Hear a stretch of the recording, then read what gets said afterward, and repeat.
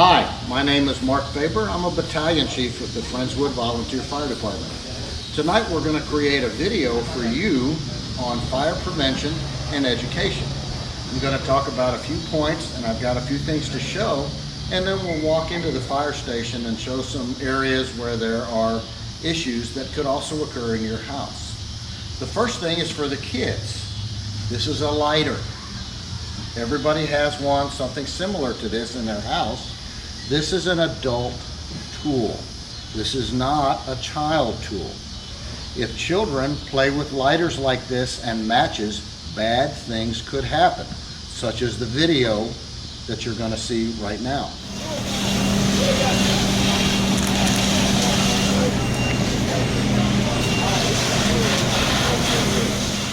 The next thing I want to talk about is this device right here.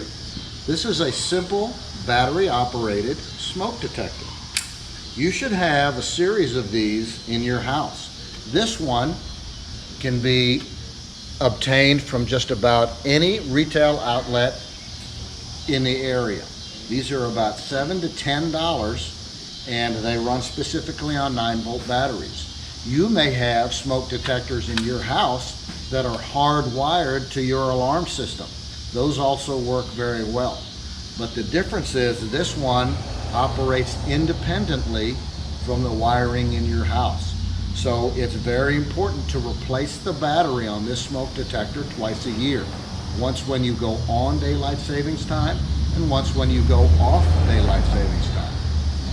Another disadvantage of the hardwired system is it has also a battery in it, but that battery only works when the electricity in your house goes off. If you don't replace the battery and the electricity goes off, the smoke detector won't work at all. And every now and then the electricity goes off here either for a storm or something like that. So it's very important that you still change the batteries in those hardwired smoke detectors. Okay. The next device I want to show is a carbon monoxide detector. Carbon monoxide is an odorless and colorless gas that is poisonous to us and our pets. Where does carbon monoxide come from? We'll take a look at a few sources that might be in your house. This is an example of a gas water heater. This one is here at the fire station. The one at your house may be slightly smaller, but it's important to note we know it's gas because here's the gas pipe that comes in. Gas is burned, it creates heat, which heats the water. The exhaust in the form of carbon monoxide goes out the flue pipe. The problems we have with these devices, which are probably in your attic, is that this flue pipe gets knocked askew and it doesn't evacuate all the carbon monoxide. The carbon monoxide then is free to escape, fill the attic, and then it filters down into the home. That's why it's very important to have your carbon monoxide detector. This carbon monoxide detector will alarm at 25 parts per million. Okay? 25 parts per million doesn't sound like a lot, but at 35 parts per million, that's when you start to feel the effects of the carbon monoxide. The effects are lightheadedness, nausea, lethargia, and just a feeling of general fatigue. If you have your carbon monoxide alarm going off and you start to feel any of those symptoms, you need to call 911. The duty officer or the fire truck will come by with a carbon monoxide detector from the fire truck and we'll check all of these sources. Let's look at some other sources of carbon monoxide.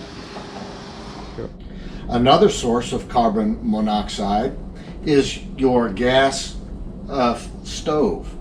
If for some reason the gas gets left on or the stove continues to burn after you finish cooking, it's supposed to go up into the vented hood and the vented hood's supposed to take it out. But sometimes the vented hood gets clogged with dust or spider webs and it backflows carbon monoxide into the house. So again, that would be another good reason to have a carbon monoxide detector in your house.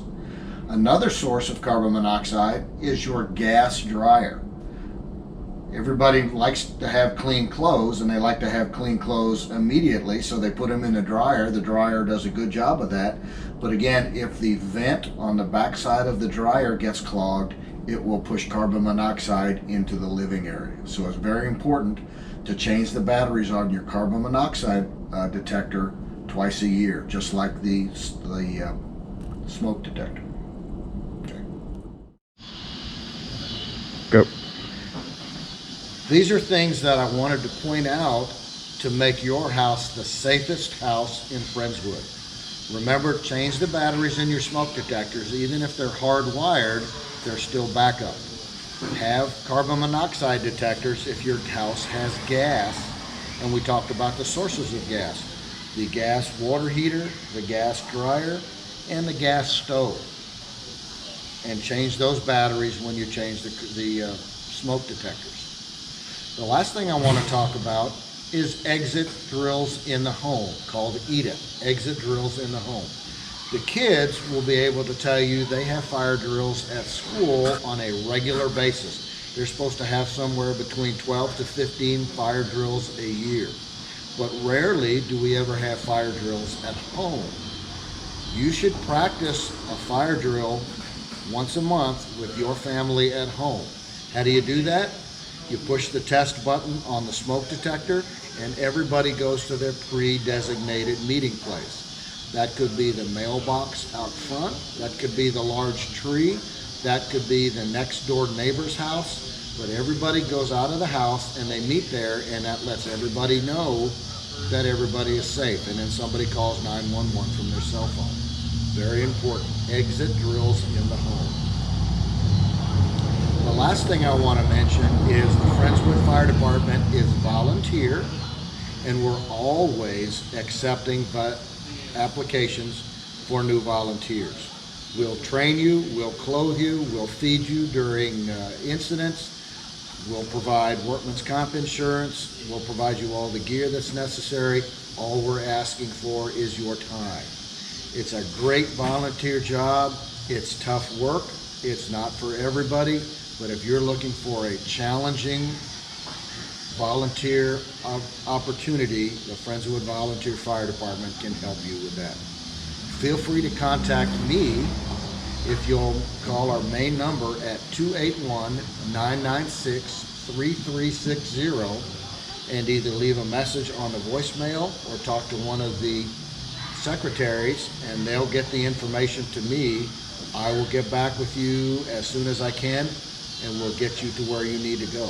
Also, if you have questions on any of the information I gave out tonight, feel free to call that number, 281-996-3360, and we can help you with your issues, such as where to put your smoke detectors and where to buy smoke detectors, and if you'd like information on how to do an exit drill, we can also help you with that. I appreciate your time. Thank you very much. Have a safe day.